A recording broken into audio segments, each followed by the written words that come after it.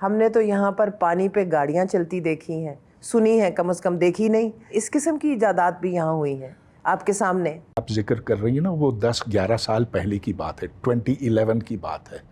اب دوبارہ یہاں ایک فوجی یونیورسٹی کے اندر پانی کی گاڑی پہ پھر کام شروع ہو گیا. میں نے ابھی ایک ٹی وی انٹرویو پر دیکھا. اتنے ہم علم دوست اگر مسلمانوں کی تہذیب سے ہم لوگ آئیڈینٹیفائی کرتے ہیں، جس طرح آپ نے کہا کہ کم از کم 400 سال تو تحقیق رہی مسلمانوں کی سوسائٹیز میں، تو کیا ہوا؟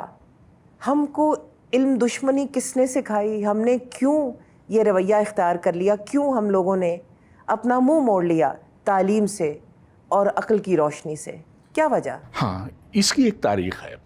تو جو 400 سال اسلام کے اندر یہ علم کے چراغ جلے، روشنی جن سے نکلی اور پوری دنیا میں پھیلی، وہ ایک خاص سوچ کی وجہ تھی.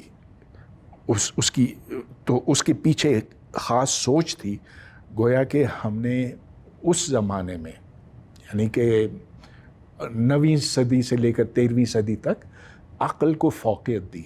اس زمانے میں معتزلہ ہوتے تھے جن کا یہ مدعا تھا کہ اسلام کی بنیاد صرف ایمان نہیں ہے، عقل بھی ہے، کہ اللہ تعالیٰ نے ہمیں وہ صلاحیت دی ہے کہ ہم دنیا کو سمجھ سکیں، اس کے اصول اخذ کر سکیں اور پھر ترقی کر سکیں، اپنی ضرورت کے مطابق ہم اپنے حالات بدلیں. تو ہوا کیا؟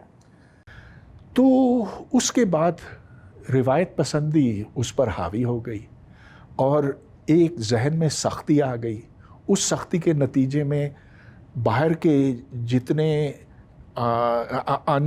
جتنا علم باہر سے آتا تھا، تو یہ یاد رہے کہ اسلام کے اندر سائنس کی شروعات ہوئی 9ویں صدی میں، جس وقت یونان کے جو پرانے علمی خزانے تھے ان کا ترجمہ کیا گیا عربی زبان میں، اس سے پھر استفادہ کیا گیا. اس سے پھر آس پاس کے جتنے عالم تھے، عالم سے میرا مطلب یہ اسکالرز تھے، ناٹ مذہبی اسکالرز، جو اسکالرز تھے انہیں اکٹھے کیا جاتا تھا خلیفاؤں کے درباروں میں. عباسی خلیفاؤں نے، تو اس میں یہودی بھی تھے، اس میں عیسائی بھی تھے، اس میں ہندو بھی تھے، اس میں نصرانی تھے، طرح طرح کے لوگ تھے. تو جب مختلف لوگ اکٹھے ہوتے ہیں ایک ہی جگہ میں اور جب ایک کھلی فضا ہوتی ہے، اصل بات یہ کہ سائنس ان معاشروں میں ترقی پاتی ہے جہاں کھلا پن ہو، جہاں قدغنیں ہوں، جہاں دماغ کے اوپر آپ پہرے بٹھاتے ہیں، پھر نہیں سائنس ہو سکتی. جہاں پر ذہنی تنگی ہو وہاں پر سائنس فروغ نہیں پاتا. جی بالکل. جب منگولوں نے بغداد پہ حملہ کیا، یہ 13ویں صدی کی میں بات کر رہی ہوں، تو سنا ہے کہ اس کے بعد جب بغداد کی لائبریریز اور کتاب خانے جلائے گئے اور یہ سارے اسکالرز ڈسپرس ہو گئے، تو اس کے بعد ہم لوگ زوال پذیر ہوئے. اس میں کتنی حقیقت ہے؟ دیکھیں، تباہی تو بہت، چنگیز خان، ہلاکو خان، ان لوگوں نے تو بہت بربادی. ہلاکو خان تھے اس وقت. ہاں. تو اب یہ ہے کہ تباہیاں تو اور جگہوں میں بھی آتی ہیں. آپ دیکھیے ہیروشیما کے اوپر آپ نے ابھی اس کا ذکر کیا تھا، امریکہ نے ایٹم بم پھینکا، ناگاساکی پر ایٹم بم پھینکا. اس سے بڑی چیز کیا ہو سکتی ہے؟ تو ادھر لاشوں کے ڈھیر، 2 لاکھ لوگ جل کے مر گئے. ہاں، لیکن پھر دے باؤنس بیک. ہوتا ہے نا کہ آپ پھر اگر آپ کے اندر وہ توانائی ہے تو پھر وہ تنوع ہے تو پھر آپ دوبارہ اٹھ کھڑے ہوتے ہیں. تو سوچ کی سختی کہاں سے آئی؟ مسلمانوں کے اندر یہ رسا کشی رہی ہے. ایک طرف وہ روایت پسند ہے، دوسری طرف ترقی پسند ہے. اب میں سر سید احمد خان کی آپ کو مثال دوں، جن کا یہ مدعا تھا کہ بھائی خدا کے واسطے مسلمانوں اب یہ رونا دھونا چھوڑ دو، تم اگر عظمت کی طرف دوبارہ جانا چاہتے ہو تو اب 150 سال پہلے کی بات ہے، 250 سال، اب سیکھو انگریزی، سیکھو سائنس، دنیا کے بارے میں جانو اور دنیا میں شامل ہو جاؤ. اور دنیا میں شامل ہو جاؤ. لیکن آپ 1000 سال بیچ میں کھا گئے. یہاں پر کیا ہو رہا تھا ہندوستان کے برِ صغیر میں؟ ہاں، یہ بڑی دلچسپ بات ہے. مغلوں میں بھی کوئی شوق نہیں تھا علم کا، بڑے اچھے مقبرے بنائے، بڑے باغات تھے. نہیں، اکبر کو تو تھا شوق علم کا.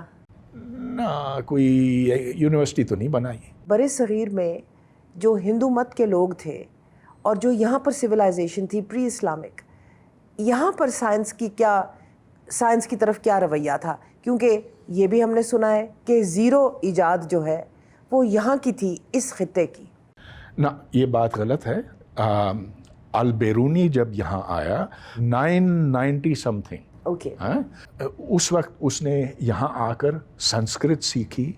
اس نے 13 سال تک سنسکرت سیکھی. اس نے دیکھا کہ یہ برہمنوں کے پاس کیا علم ہے، ان کی پرانی کتابوں میں کیا علم ہے، اور وہ اس سے بڑا متاثر ہوا.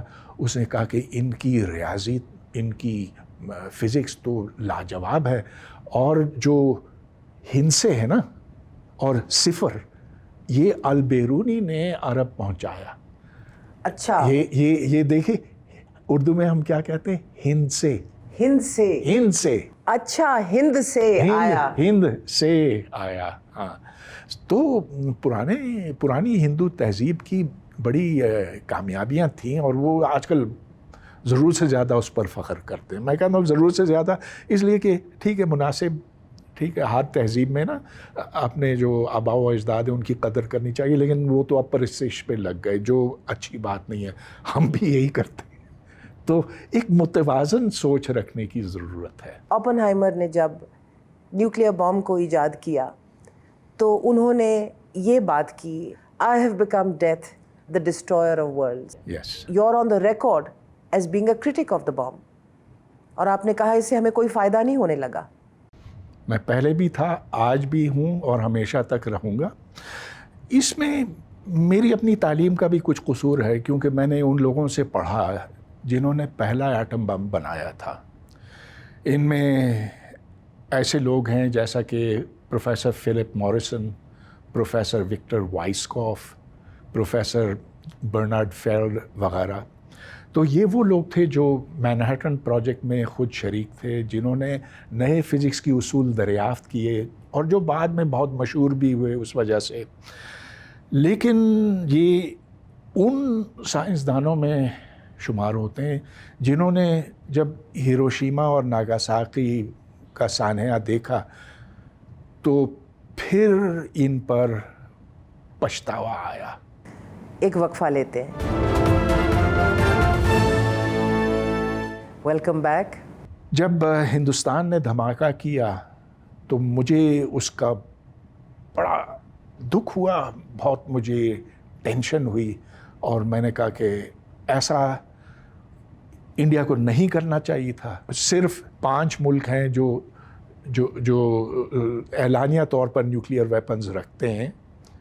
اب انڈیا اور پاکستان بھی اس میں شامل ہو گئے. جو نیوکلیئر کلب ہے وہ چھوٹا ہے.